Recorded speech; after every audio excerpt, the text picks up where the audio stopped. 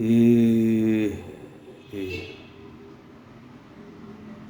أنا بقول للشعب المصري كله، إذا كنا أصبنا العثرات زمان فإحنا طول عمرنا عايشين في العثرات. وإذا كانت العثرات عصر الليمون، فعصر الليمون إحنا عايشين فيه. طبعا لعصر الليمون والبنزهير يا ريت كنت معاكم يا أولاد.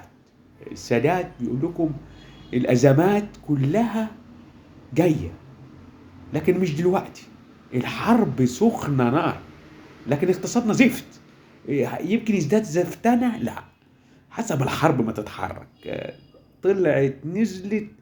انا كسادات كنت بتاع كلام، حب في الشعب، والشعب لينا، وهي دي مصر. مصر جايه يا اولاد، ما تيأسوش.